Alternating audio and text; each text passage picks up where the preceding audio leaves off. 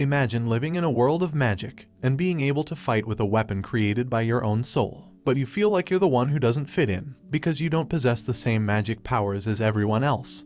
However, you are still the best swordsman that anyone's ever seen. The story begins with our main protagonist, Ikki Kurigarne, who is a student at a school for people who are born with magic.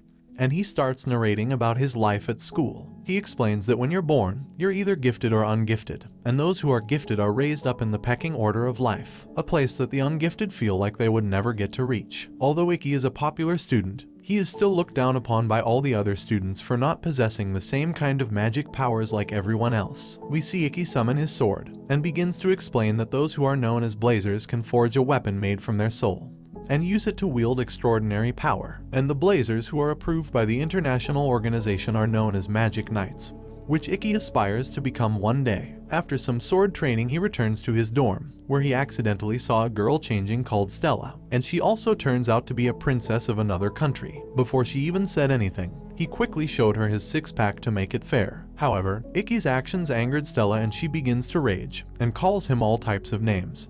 But he instantly apologizes and said he couldn't look away as she was too beautiful. After he confesses, she calms down and immediately regains her composure. After, the school's director came in and told Stella there's not another F-rated student in the school for Ikki to partner up with, as he's so weak, so instead she has to be roommates with Ikki. Ikki is shocked that a princess is going to be his new roommate, and asks the headmistress how it's even possible for the lowest ranked student to be partnered with a top ranked student. This then makes Stella even more mad, and protested to the head teacher for a different roommate, as she wants to be the main owner of the room. So the headmistress then proposed they have a duel, and the winner will become the owner of the room, and the loser will also have to obey the victor's words for the rest of their life. The other students hear about the duel match as the news starts to spread throughout the whole school, so everyone heads over to the training arena to witness the lowest ranked student go against the highest rank. Before they start, the headmistress explains the rules of the duel and the match begins. Ikki summons his sword and gets ready for combat, and so does Stella. But when Stella summons her sword, she releases a huge tornado of fire, called Dragon's Breath, which burns at around 3000 degrees Celsius. She runs to attack him, but he manages to dodge her first attack. After seeing him dodge the move, she tells Ikki he's lucky because if the fire touched him, he would have been burned alive. Even though Ikki cannot use magic, and Stella being much stronger than him, he's still one of the best when it comes to swordsmanship. She starts to get nervous and can't believe that a low-ranked student is able to still be this strong. While dueling, he explains to Stella that no one was ever there to teach him, so he taught himself by studying the techniques of the high-ranked blazers and is able to use their own tactics against them, known as situational analysis. But even so, Ikki's sword still doesn't have magic, so he was unable to break Stella's fire armor. After seeing his swordman skills, she begins to charge up her next attack, and tells Ikki she's going to end him right now. But he still didn't give up that easily, and starts to narrate that even though he doesn't have the gifts to be a magical knight, the vow that makes him who he is the reason he never gives up, and still believes in the weakest beating the strongest, and he somehow starts to move at the speed of light, dodging all the moves made by Stella, and ends up winning the duel using his final attack. This shocks all the other students. However, after doing this move, his body would fall to the ground in a state of exhaustion, since he can only use the skill once a day. Later on, Stella is recovering from the duel match and she's visited by the school's head teacher, and Stella tells the teacher that she had forgotten what it feels like to lose a match as it's been that long since she's lost. She asks the teacher to tell her the truth about Ikki and why he was so strong in the fight but is still considered a rank F student. So she tells her that all blazers are ranked by their magical abilities and not by their combat skills, swordplay or physical prowess, and due to this, they can't get the exact evaluation on Ikki's strength. So even though Ikki's known to have incredible swordsmanship, he is still ranked the lowest at the school. Stella goes to visit Ikki while he was recovering from the match, and after they agree to get along more and become friends. The next day, they decide to train together and Stella notices that Ikki is a lot happier than normal, and asks him why. To which he replies, saying it's because his sister will be starting her first day of school here and he hasn't seen her for many years. Later on, they head to class where the new teacher introduces herself as Yuri. She tells everyone about the upcoming event called the 7-Star Sword Art Festival, where 6 people with the strongest abilities will be chosen to represent the school. During break time, a girl ran up to Ikki and told him she's his biggest fan, Stella asks him who she is, and he replies saying he doesn't have a clue who she is. But she introduces herself as Kagami, and said that she saw him fight in the duel against the princess. This made Stella unhappy and she storms off. Iki quickly ran after Stella, and there he's greeted by his long-lost sister,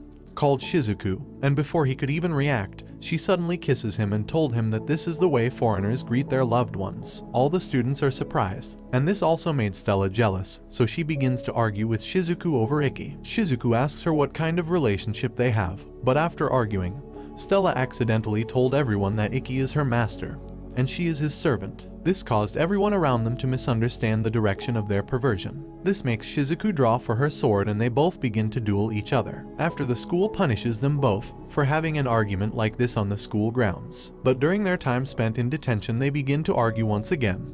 Then Stella tells her she doesn't understand why she's so obsessed with her own brother, to which Shizuku replies saying she could never understand, and accidentally tells Stella about Iki's past, and how his whole family treated Iki like he never even existed. She then leaves and visits her new dorm to be greeted by her new partner called Alice. After hearing what Shizuku just said about Iki, Stella then went to ask Iki if his family ever treated him like he never existed. He is surprised she said this, and then admits he was looked down upon by the rest of his family, and then tells her a story about his past. He asks Stella if she knew about the legendary samurai known as Ryama Kirigarne, his grandfather. She replies saying she knows who it is, as he was the hero who led Japan in the last World War. He told her that he is the man he aspires to be. He then goes on to tell her about his family, which are known to produce only the best blazers in history. But when he was born they found out that Iki wasn't able to use magic, unlike the rest of the family members who are extremely gifted. Due to this he was abandoned by his entire family and treated like he was invisible. So one day he decided to run away from home, and started walking until he got caught in a snowstorm in the mountains. He was completely hopeless and lost and thought he was going to die.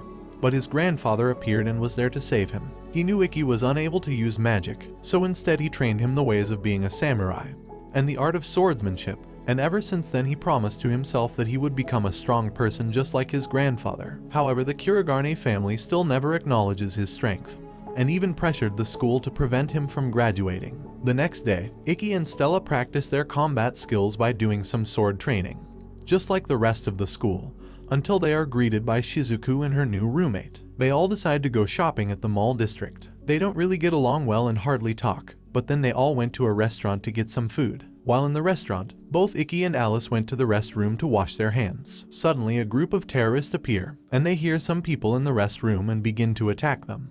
But Alice uses her shadow magic power and is able to create portals in order to save themselves. They use his shadow magic to teleport to the security office and take a look at the hidden cameras, and they saw that Shizuku and Stella were captured by them, and try to get help from the woman at the front desk. She tells them that the police are on the way and that she can see that the masked men have the people surrounded. Afterwards, a boy tried to attack one of the men, so he kicked him and starts to shoot, but Stella saves the boy by unleashing her flame armor skill, so the bullets couldn't get through. Then the leader of the gang walks in and introduces himself as Bishu. He taunts Stella, then she retaliates and begins to attack him.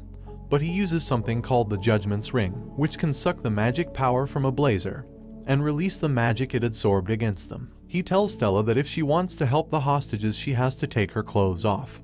She starts to do it, but Iki sees this and can't stand what Bishu's making her do, and went to try and save her, but Alice stopped him from intervening by using a magic power called Shadow Bind. Holding Iki completely still, he told Iki that he must have faith in his sister who is currently building a magical barrier. We see her finish the barrier, and creates an unbreakable wall of water surrounding the civilians. The gang of thieves start shooting the wall, but at this moment she signals Iki to attack the gang, and he uses the Idashura skill, enabling him to slow time so he can analyze the situation and take down the boss. He manages to dodge all their bullets and get close to the boss and take him down by removing his judgment ring. But all of a sudden another member of the terrorists were hiding in the group of hostages. But before she could react, a student used his invisible skill and easily knocked her down. His name is Kirihara, and is a blazer represented by the school who competed in the 7-Star Sword Art Festival last year. He'll also be Iki's opponent in the next qualifying match. The first day of the festival begins, and Iki is seen watching a recording of Kirihara and studying his ways of fighting. Stella saw him watching the clips and told him that his ability called Area Invisible allows him to completely hide everything including his appearance. sense of smell, and any noise he makes. But Icky told Stella that everything will be okay, and that he will make sure to find a way on how to defeat him. Later on, Icky saw Alice while he was out for a run, and Alice asked him if he knew who Kirihara is, and Icky replies, telling him a story about Kirihara and how Icky's family were close with the previous director of the school. Due to this, his own family tried to get Icky removed from the school, as they didn't want to be embarrassed by the reputation Icky would bring them for being a member of the Kurogane family without having any magic. To try and get him expelled, they used Kirihara to bully Icky and try to get him to act out so he would get expelled from the school. But Icky didn't retaliate. The fight between the two begins, and they introduce Kirihara, who is very popular. But Icky also has a lot of fans supporting him, because he won the match against Princess Stella, who is the highest rank. Icky's fighting style is situational analysis, but this time his opponent is an expert in invisible magic, so Kirihara is considered Icky's #1 enemy. The battle begins, and the arena is turned into a digital forest made of trees. At this moment, Kirihara uses his area invisible ability, and activates the Hunter Forest skill set to attack Icky. His skill allows him to quickly evade and surprise the opponent using his arrows, but Icky manages to deflect the arrows and counter them by finding where the origin of the arrow's location is, and charging directly towards it to find Kirihara. Due to this, Kirihara uses his more advanced magic skills and decides to make the arrows invisible. And by doing this, Icky won't be able to detect them before they hit him. After receiving many arrows, Icky starts to get angry and frustrated. And at this moment, the announcer mocks him for being a rank F, and the other students start laughing and begin shouting that he will never win the 7-star tournament. But Stella remembers what Icky said about promising to find a way to defeat him. But he takes too many arrows and falls down to the ground. Everyone laughs and cheers on Kirihara, and they call Icky the worst one over and over again. Stella yells at the crowd and tells them that he is still as great as his opponent, and begs Icky not to give up and show everyone his true abilities. After hearing her scream out to continue, he thanks her for the motivation and then proceeds to remember the speed and the sequence of Kirihara's shots, and calculates the timing it takes for them to reach him. And by doing this, he can now counter the invisible arrows. The announcer tells everyone he's using his skill called Blade Steel, where he can observe and adopt the techniques of any blazer's powers and use them against them. However, this time he used a greater version of this skill known as Perfect Vision.